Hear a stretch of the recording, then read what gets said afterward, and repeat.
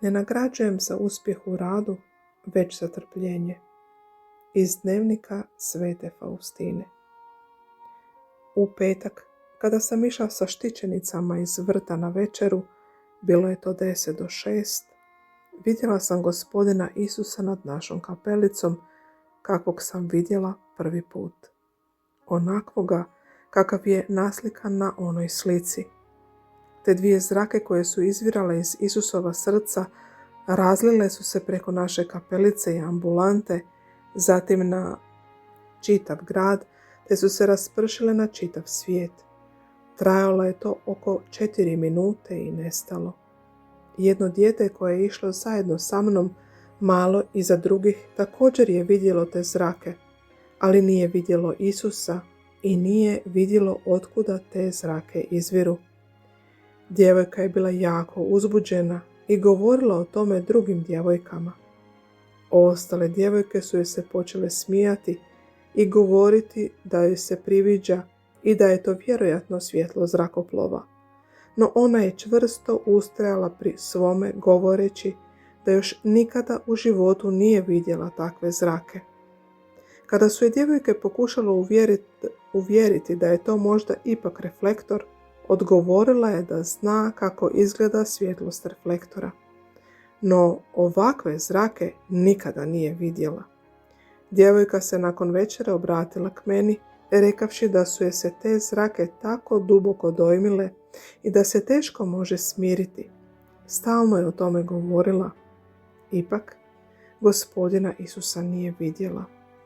I stalno mi je spominjala te zrake i time me dovodila u neugodnu situaciju, jer joj nisam mogla reći da sam vidjela Gospodina Isusa. Molila sam za tu dušicu da joj Gospodin udjeli milosti koje je toliko trebala. Obradovalo se moje srce što se sam Isus daje upoznati po djelu svomu. Iako sam poradi toga imala velikih poteškoća, za Isusa se sve može podnijeti. Pošavši na klanjanje, osjetila sam Božju blizinu. Za koji trenutak vidjela sam Isusa i Mariju. To mi je viđenje ispunilo dušu radošću i upitala sam Gospodina Isusa: što je tvoja volja, Isuse, za stvari za koje mi je ispovjednik rekao da te pitam? Isus mi je odgovorio: moja je volja da bude tu i da se sam ne pokušava osloboditi. I upitala sam Isusa: može li biti ovaj natpis Krist, kralj milosrđa?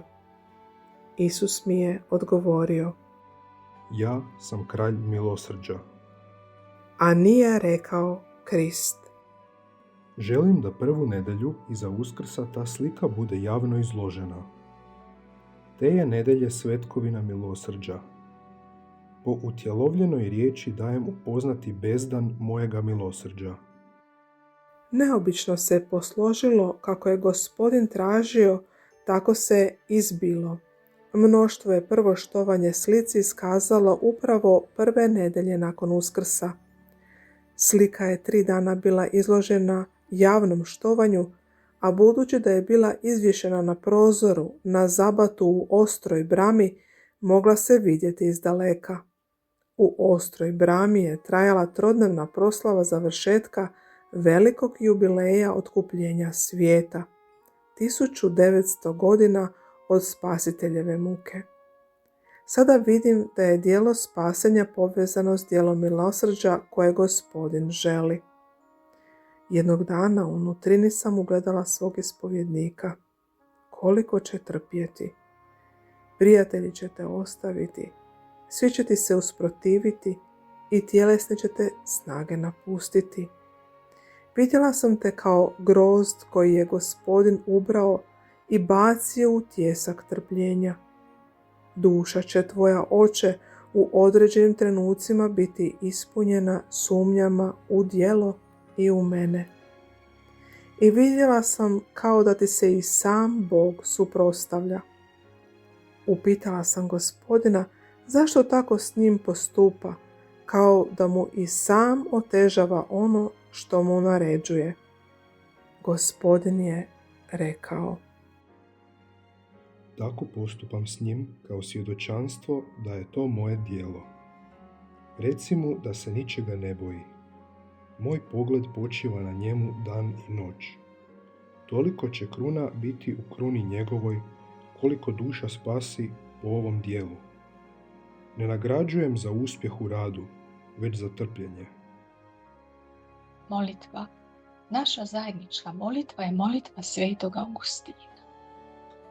Daj mi sebe, Gospode, daj mi sebe. Budi uz mene, volim te, i ako je moja ljubav preslaba, dozvoli da te volim više.